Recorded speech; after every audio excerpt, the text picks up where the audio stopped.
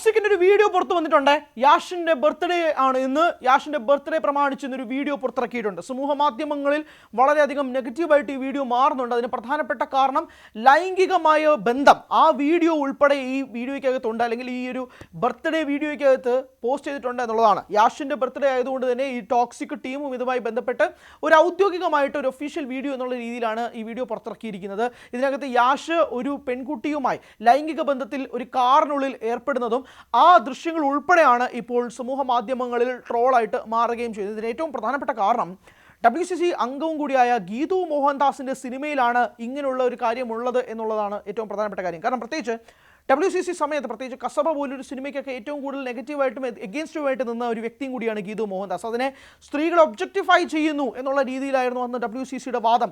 എന്നാൽ ഇന്ന് ഗീതു മോഹൻദാസിൻ്റെ സിനിമയിൽ തന്നെ, WCCയുടെ അംഗമായ ഗീതു മോഹൻദാസിൻ്റെ സിനിമയിൽ തന്നെ സ്ത്രീകളെ ഒരു ഉപയോഗമായി മാത്രം കാണുന്നു, സ്ത്രീകളെ ഒബ്ജക്റ്റിഫൈ ചെയ്യുന്ന രീതിയിലേക്ക് കാര്യങ്ങൾ മാറുന്നു എന്നുള്ളത് തന്നെയാണ്. കാരണം ഈ ലൈംഗിക ബന്ധത്തിൽ തന്നെ വളരെയധികം ക്ലോസപ്പ് ഷോട്ട്സുകളും ഒക്കെ ആയിട്ടാണ് സമൂഹ മാധ്യമങ്ങളിൽ സംസാരിക്കുന്നത്. ഇത് ഗീതു മോഹൻദാസിൻ്റെ സിനിമയിൽ തന്നെ ഇത്രയധികം വാദിച്ചുകൊണ്ടിരുന്ന WCC അംഗവും കൂടിയായ ഗീതു മോഹൻദാസിൻ്റെ സിനിമയിൽ തന്നെ ഇങ്ങനൊരു രംഗവും കൂടി കാണിക്കാനുള്ള ധൈര്യം, ഔചിത്യം, ഇതൊക്കെയാണ് സമൂഹ മാധ്യമങ്ങൾ സ്വാഭാവികമായും ചോദ്യം ചെയ്യുന്നത്. കഴിഞ്ഞ വർഷം ഇതുപോലെ യാഷിൻ്റെ പിറന്നാൾ ദിനത്തിലാണ് മറ്റൊരു വീഡിയോ പുറത്തിറക്കിയിരുന്നത്. അതൊരു ബാറിനകത്ത് ചുംബന രംഗങ്ങളും വളരെയധികം ഇൻറ്റിമേറ്റ് ആയിട്ടുള്ള രംഗങ്ങളും യാഷ് വേറൊരു പെണ്ണുമായിട്ട് ചെയ്യുന്ന ഒരു രംഗങ്ങളാണ് അന്ന് ഗീതുവിനെ വേട്ടയാടിയിരുന്നത്. അന്ന് മുതൽ തന്നെ ഗീതു മോഹൻദാസിൻ്റെ ഈ നിലപാടില്ലായ്മ പലരും ചോദ്യം ചെയ്തിരുന്നു. സിനിമയിൽ സ്ത്രീകളെ ഒബ്ജക്റ്റിഫൈ ചെയ്യരുത് എന്ന് പറഞ്ഞിരുന്ന അതേ ഗീതു മോഹൻദാസ് തൻ്റെ സിനിമയിൽ വേറൊരു ഭാഷയിൽ പോയിട്ട് സിനിമ സംവിധാനം ചെയ്തപ്പോൾ തൻ്റെ നിലപാടെല്ലാം കീഴ്മേലായിട്ട് മറിച്ച് ഇതേ രീതിയിൽ തന്നെ സ്ത്രീകളെ ഒബ്ജക്റ്റിഫൈ ചെയ്യുന്നതിനേക്കാളും കൂടുതൽ ഒരു സെക്ഷൽ ഉപയോഗമായിട്ടൊരു സ്ത്രീയെ കാണുകയും ചെയ്തു എന്നുള്ളതാണ് ഇപ്പോൾ വിമർശനമായി ഉയരുന്നത്. എന്നാൽ ഒരു വർഷത്തിന് ശേഷം ആ വിമർശനങ്ങൾക്കാൾ ഡബിൾ ഡോസിലാണ് ഇപ്പോൾ ഈ വീഡിയോയിൽ വന്നിരിക്കുന്നത് എന്നത് വേണം തന്നെ പറയാൻ. ഇത് ഗീതു മോഹൻദാസിന് വളരെയധികം നെഗറ്റീവായിട്ട് തന്നെ സമൂഹ മാധ്യമങ്ങളിൽ വരുന്നുണ്ട് എന്നത് പ്രത്യേകം പറയേണ്ടിയിരിക്കുന്നു. ഈ സിനിമ റിലീസ് ചെയ്യാൻ പോകുന്ന ദിവസം മാർച്ച് 19, 2026, അതായത് 2 മാസം കഴിഞ്ഞാൽ ടോക്സിക് റിലീസാണ്. അവിടെയാണ് ഒരു മെഗാ ക്ലാഷ് വരുന്നത്. ദുരന്തർ എന്ന സിനിമയുടെ 2ാം ഭാഗവും റിലീസ് ചെയ്യുന്നത് ഇതേ തീയതിയാണ്, 19 മാർച്ച് 2026. ഇന്ത്യൻ സിനിമയിലെ ഏറ്റവും വലിയ ബ്രഹ്മാണ്ഡമായ ക്ലാഷ് നടക്കാൻ പോകുന്ന ആദ്യത്തെ ക്ലാഷ് ആയിട്ട് മാറാൻ പോകുന്നതും ഇത് തന്നെയായിരിക്കും. എന്തുകൊണ്ട് 2026 ആദ്യത്തെ ക്ലാഷ് എന്ന് പറയാൻ കാരണം, 9-ാം തീയതി ജനനായകൻ റിലീസ് ചെയ്യേണ്ടിയിരുന്നു, 10-ാം തീയതി പരാശക്തി റിലീസിനെത്തും. എന്നാൽ ജനനായകൻ്റെ റിലീസ് നീട്ടിവെച്ചതോടുകൂടി അതൊരു ക്ലാഷായി മാറേണ്ടിയിരുന്നത് മാറിപ്പോയി. അതായത് ക്ലാഷ് അല്ലാണ്ടാകുന്നു. ഇനി എന്നാണ് ജനനായകൻ റിലീസിനെത്താൻ പോകുന്നതെന്ന് ഇതുവരെ ഒഫീഷ്യലി ഒരു ഡേറ്റ് പുറത്തു വരാത്തത് കൊണ്ട് തന്നെ 2026 ആദ്യ ക്ലാഷ് എന്ന് വിചാരിച്ചിരുന്ന ജനനായകൻ പരാശക്തി ക്ലാഷ് അങ്ങനെ മാഞ്ഞുപോയി. ഇനിയാണ് ഏറ്റവും പ്രധാനപ്പെട്ട ക്ലാഷ് ആയിട്ട് മാർച്ചിൽ നടക്കാൻ പോകുന്ന ആദ്യത്തെ ക്ലാഷ്. അതും മലയാള സിനിമയോ തമിഴ് സിനിമയോ ഒന്നുമല്ല, ഏറ്റവും പ്രധാനപ്പെട്ടതായി ഒരു കന്നഡ ചിത്രവും ഒരു ഹിന്ദി ചിത്രവും തമ്മിലാണ് ക്ലാഷ്. അതും പാൻ ഇന്ത്യൻ അപ്പീലിലാണ് ഈ 2 സിനിമകൾ എത്തുന്നത്. ഒരുപക്ഷെ പാൻ വേൾഡ് എന്ന് വേണമെങ്കിലും വിളിക്കാം ഈ സിനിമയെ. കാരണം KGF എന്ന 2 സിനിമകളിൽ നിന്നുകൊണ്ട് യാഷ് ഉണ്ടാക്കിയെടുത്ത തൻ്റെ ബ്രാൻഡ് വാല്യൂ എന്ന് പറയുന്നത് ചെറുതൊന്നുമല്ല. ആ KGFൻ്റെ 2ാം ഭാഗത്തിന് ശേഷം ഒരു സിനിമ പോലും കമ്മിറ്റ് ചെയ്യാതെയാണ് യാഷ് ടോക്സിക്കിന് വേണ്ടി മാറ്റിവെച്ചിരുന്നത്. ഇപ്പോൾ ഗീതു മോഹൻദാസ് സിനിമയാണ് ടോക്സിക് എന്ന് പറയുമ്പോൾ പോലും നിങ്ങൾക്ക് ഇപ്പോൾ പോസ്റ്ററിൽ കാണാം written by Geethu Mohandas and Yash എന്നുകൂടിയുണ്ട്. അതായത് ഈ സിനിമയുമായി ബന്ധപ്പെട്ട് തുടക്കം മുതൽ തന്നെ ഉണ്ടായിരുന്ന ചില പ്രശ്നങ്ങളുണ്ട്. ഗീതു മോഹൻദാസും യാഷും തമ്മിൽ തെറ്റിയോ, ഗീതു മോഹൻദാസ് അല്ലേ ഇനി സിനിമ സംവിധാനം ചെയ്യാൻ പോകുന്നത്, എന്തുകൊണ്ട് ടോക്സിക് വൈകുന്നു തുടങ്ങി നിരവധി ചോദ്യങ്ങൾ ഉണ്ടായിരുന്നതാണ്. അപ്പോൾ മുതൽ യാഷും ഗീതു മോഹൻദാസും തമ്മിൽ തെറ്റിയോ എന്നുള്ള ചോദ്യമുണ്ട്. സ്ക്രിപ്റ്റിൽ എന്താണ് സംഭവിക്കുന്നത്, എന്തുകൊണ്ട് ഇത് വൈകുന്നു എന്നുള്ള ചോദ്യങ്ങൾക്ക് പിന്നാലെയാണ് റിട്ടൺ ബൈ യാഷ് എന്ന് കൂടി വരുന്നത്. അതായത് സ്ക്രിപ്റ്റിംഗ് പ്രോസസ്സിൽ യാഷിൻ്റെ കൈ കൂടി വന്നിട്ടുണ്ട് എന്നത് വ്യക്തമാക്കുന്നതാണ് ഇപ്പോൾ റിലീസ് ചെയ്യുന്ന പോസ്റ്ററുകളിൽ നിന്നും വ്യക്തമാകുന്നത്. കാരണം കഴിഞ്ഞ ദിവസങ്ങളിലൊക്കെ ടോക്സിക് എന്ന സിനിമയിലെ നായിക കഥാപാത്രങ്ങളുടെ പോസ്റ്റേഴ്സൊക്കെ അവർ പുറത്തുവിട്ടുന്നതാണ്. അതിന് പിന്നാലെയാണ് ഈ റിട്ടൺ ബൈ യാഷ് എന്നും കൂടി വരുന്നത്. അപ്പോൾ യാഷ് കൃത്യമായി എന്തോ അതിൻ്റെ ഔട്ടിൻ്റെ ഭാഗമായിട്ട് ഉറപ്പായിട്ടും ശരിയായിട്ടില്ല എന്നുള്ളത് വ്യക്തമാക്കുന്നതാണ് യാഷിൻ്റെ പേര് കൂടി റിട്ടൺ ബൈയിൽ വന്നിരിക്കുന്നത്. എന്തായാലും ഈ വീഡിയോയും കൂടി വരുന്നതിന് പിന്നാലെയാണ് ദുരന്തറുമായിട്ടുള്ള ക്ലാഷും കൂടി സംസാര വിഷയമാകുന്നത്. നോക്കൂ, ദുരന്തറാവട്ടെ 1200 കോടിയും കഴിഞ്ഞ് 1300 കോടിയിലേക്ക് ദുരന്തർ പാർട്ട് 1 മുന്നോട്ട് പോയിക്കൊണ്ടിരിക്കുകയാണ്. ഇന്നും നിങ്ങൾ ബുക്ക് മൈ ഷോയിൽ ട്രെൻഡിംഗ് ലിസ്റ്റ് എടുത്തു നോക്കിയാൽ ദുരന്തർ ഏറ്റവും പ്രധാനപ്പെട്ടതായിട്ട് മുന്നിൽ നിൽക്കുന്നുണ്ട്. ദുരന്തർ ഇപ്പോഴും 30 ദിവസങ്ങൾ കഴിഞ്ഞ് റിലീസ് മുന്നോട്ട് പോകുമ്പോൾ പോലും ഇപ്പോഴും തിയേറ്ററുകളിൽ ആളുണ്ട്.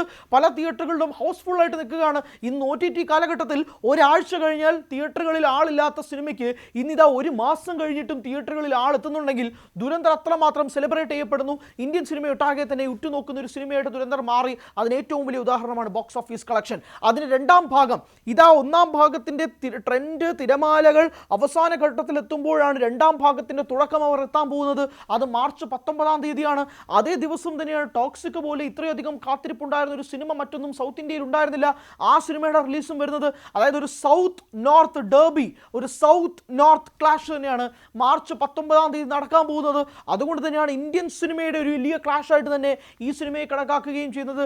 കഴിഞ്ഞ വർഷം ഓഗസ്റ്റ് മാസം 14-ാം തീയതി വാർ 2-ഉം കൂലിയും തമ്മിലുള്ള ക്ലാഷ് ഒരു പാൻ ഇന്ത്യൻ ക്ലാഷ് ആയിട്ട് പറയാൻ പറ്റുമെങ്കിൽ ഇത്തവണ 2026 മാർച്ച് മാസത്തിൽ ഈ 2026 വർഷത്തിലെ ആദ്യത്തെ 3 മാസത്തിനുള്ളിൽ കാണാൻ പോകുന്ന ഒരു പാൻ വേൾഡ് ക്ലാഷ് ആണ്.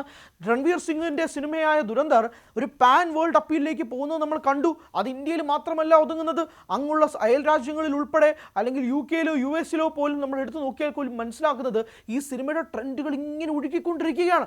അവിടെയാണ് യാഷ് ഉറപ്പിക്കുന്നതും KVN പ്രൊഡക്ഷൻസ് ഉറപ്പിക്കുന്നതും ഈ സിനിമ 19-ാം തീയതി റിലീസിനെത്തും. ഇതേ KVN പ്രൊഡക്ഷൻസ് തന്നെയാണ് ജനനായകൻ എന്ന സിനിമയുടെ നിർമ്മാതാക്കൾ. അപ്പോഴാണ് ഇത്രയും വലിയൊരു പ്രതിസന്ധിയിൽ ആ റിലീസ് നിൽക്കുമ്പോഴാണ് ഇവിടെ ഇതാ ടോക്സിക് അത്രയും മുന്നോട്ടുമായി, അതായത് സ്വാഭാവികമായിട്ടും ജനനായകൻ പോലൊരു സിനിമ KVN പ്രൊഡക്ഷൻസിൻ്റേത് ആദ്യമായിട്ട് റിലീസ് ചെയ്യാൻ പോകുന്ന ഒരു സിനിമയാണ് ജനനായകൻ. അതിനാണ് അവർക്ക് ഏറ്റവും വലിയ തിരിച്ചടി കിട്ടിയത്. കഴിഞ്ഞ ദിവസം കോടതിയിൽ പോലും KVN പ്രൊഡക്ഷൻസിൻ്റെ നിർമ്മാതാവായ വെങ്കട്ട് കെ നാരായണൻ പറഞ്ഞത് എന്താണെന്നറിയാവോ? വെങ്കട്ട് പറഞ്ഞത് 500 കോടി രൂപ മുടക്കി ഞാൻ ചെയ്ത സിനിമയാണ്, ഇത് മാറ്റിവെക്കരുത്, എത്രയും വേഗം വിധി പറയണമെന്ന് കഴിഞ്ഞ ദിവസം പറഞ്ഞപ്പോൾ പോലും കോടതി അത് കേട്ടില്ല. നാളെ രാവിലേക്ക് മാത്രമേ ഈ കേസിൻ്റെ വിധി പറയുകയുള്ളൂ എന്നുള്ളതാണ്. ഈ 500 കോടി രൂപ മുടക്കുമ്പോൾ സ്വാഭാവികമായിട്ടും ഇതിൻ്റെ പോസ്റ്റേഴ്സ്, ഹോർഡിങ്സ്, മാർക്കറ്റിങ്സ് എല്ലാം പറഞ്ഞുകൊണ്ടിരുന്നത് ജനുവരി 9-ാം തീയതിയാണ്. ഇനി അതെല്ലാം പുതുക്കി പണിയണം. അതായത് ഏകദേശം ഈ നിർമ്മാതാവിന് ആദ്യത്തെ സിനിമയിൽ മാത്രം നഷ്ടം ഇതുവരെ സംഭവിച്ചത് 50 കോടിയോളം രൂപയാണ്. ഇതിൻ്റെ മാർക്കറ്റിംഗ് വൈസ്, ഇതിൻ്റെ പോസ്റ്റേഴ്സ്, ഇതിൻ്റെ എല്ലാ രീതിയിലും അഡ്വർടൈസ്മെൻറ്റ്സ് ഉൾപ്പെടെയുള്ള കാര്യങ്ങളാണ് സംസാരിക്കുന്നത്. ഏറ്റവും വലിയൊരു ബ്രഹ്മാണ്ഡമായ ഓഡിയോ ലോഞ്ച് അങ്ങ് മലേഷ്യയിൽ വെച്ച് പോലും നടത്തി. അന്ന് പോലും പറഞ്ഞിരുന്നത് ജനുവരി 9-ാം തീയതി റിലീസിനെത്തുമെന്നാണ്. അവസാന നിമിഷം സെൻസർ സർട്ടിഫിക്കറ്റ് ഇഷ്യൂവുമൊക്കെ ബന്ധപ്പെട്ട് കോടതി കയറി ഇറങ്ങേണ്ടി വരുന്ന നിർമ്മാതാവിൻ്റെ അവസ്ഥ ആലോചിച്ച് നോക്കിയേ. എന്നാൽ ആ നിർമ്മാതാവ് തൻ്റെ അടുത്ത സിനിമയായ ടോക്സിക് റിലീസ് ചെയ്യാൻ വേണ്ടിയിട്ട് എത്തുമ്പോൾ പോലും ദുരന്തർ രണ്ടാം ഭാഗം മാർച്ച് 19-ാം തീയതിയാണ് റിലീസ് ചെയ്യാൻ പോകുന്നതെന്നുള്ളത് അണിയറ പ്രവർത്തകർ വ്യക്തമാക്കിയിരിക്കുന്ന സാഹചര്യത്തിൽ പോലും ഇത്രയും വലിയൊരു പ്രതിസന്ധിയിലൂടെ KVN പ്രൊഡക്ഷൻസ് മുന്നോട്ട് പോകുമ്പോൾ പോലും അവർ ഒരു ഇഞ്ച് പോലും മാറാതെ ആ ക്ലാഷിന് തയ്യാറാണ്. ഞങ്ങളുടെ സിനിമയും ആ ദിവസം തന്നെ എത്തും എന്നുള്ളത് അവർ വ്യക്തമാക്കുന്ന സാഹചര്യം കൂടിയുണ്ട്. അതുകൊണ്ടാണ് ഈ പ്രൊഡക്ഷൻ കമ്പനിയുടെ തീരുമാനത്തെ ഇത്രയധികം സോഷ്യൽ മീഡിയ വാഴ്ത്തുകയും കൈയടിക്കുകയും ചെയ്യുന്നത് എന്നുള്ളതും കൂടി പറയേണ്ടി വരും. ജനനായകൻ ഇനി എന്നാണ് റിലീസ് എന്ന് പോലും അറിയാതെ നിൽക്കുന്ന സാഹചര്യം. അതറിയണമെങ്കിൽ നാളെ വിധി വരണം. വിധി വന്നാൽ മാത്രം പോരാ, പ്രൊഡക്ഷൻ കമ്പനിക്ക് ഈ പൊങ്കൽ ടൈമിൽ തന്നെ റിലീസ് ചെയ്യണമെങ്കിൽ അടുത്ത ആഴ്ചയോ 14-ാം തീയതിയാണോ അവർ മുന്നോട്ട് വെക്കുന്ന ദിവസം അറിയില്ല.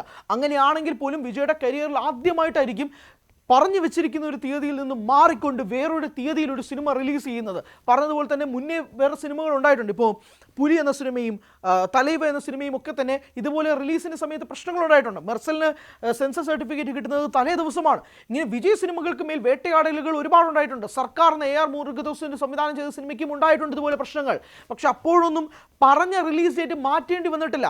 ആദ്യമായിട്ട് വിജയുടെ അവസാന സിനിമയ്ക്കാണ് ഇങ്ങനൊരു പ്രശ്നം വരുന്നതെന്നും കൂടി വരുമ്പോഴാണ് ഈ ഒരു ക്ലാഷ് ഏറ്റവും വലിയ നിർണായകമായി മാറുന്നതും ഇതൊരു പാൻ വേൾഡ് അപ്പീലിലേക്ക് കാര്യങ്ങൾ മാറുന്നതും. കൂടുതൽ വാർത്തകൾക്ക് News 18 Keralam YouTube channel subscribe ചെയ്യുക.